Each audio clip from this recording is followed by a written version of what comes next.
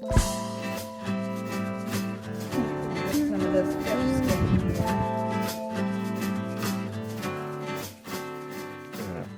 Alright, so we just unboxed Northwest alders, alder wood here that needs to get soaking. I think a lot of people have worked with cedar before or heard of cedar. I'm told that this is a more mild wood. Today the whole idea is to go cast iron versus wood salmon on the big green egg. And we're going to start by soaking this board because the advantage of it is supposed to be a beautiful flavor through that fish. And so we'll take this wine into the board and then hopefully the wine and board together into the fish during the cooking process.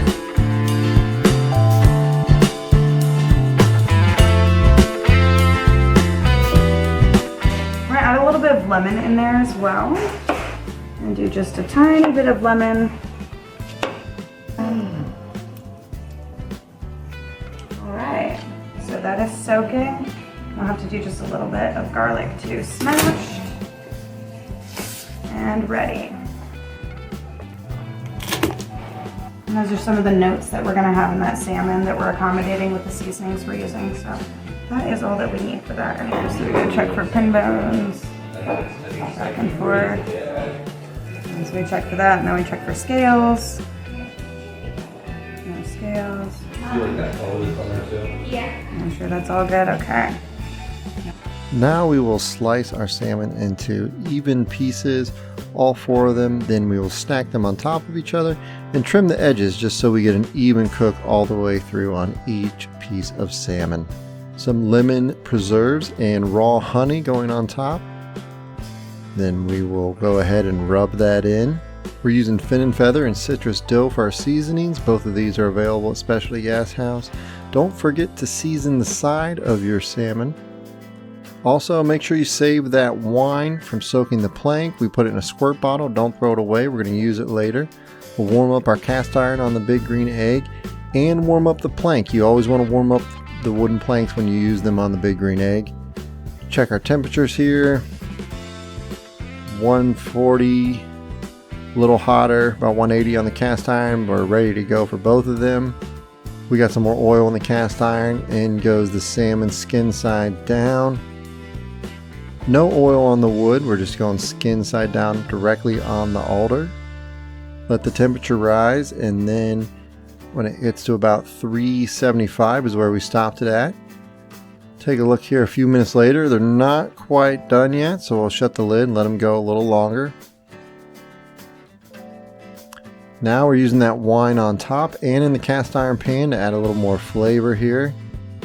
And after about 10 to 12 minutes, we'll check the temp, and we got to right around 130, which is close to finish, but we want to get a little higher at about 140, so we're pulling them off, and we just want to try to get some grill marks and put them directly on the grates. Now they're all good to go. We will plate them up, and then we'll head back inside for our taste test to see which one was better, cast iron or the wood. Right? Tell me if you taste wood or not.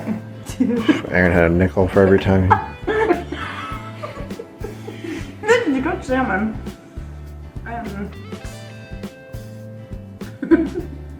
So one's cast iron, one's wood. Mm-hmm. Okay.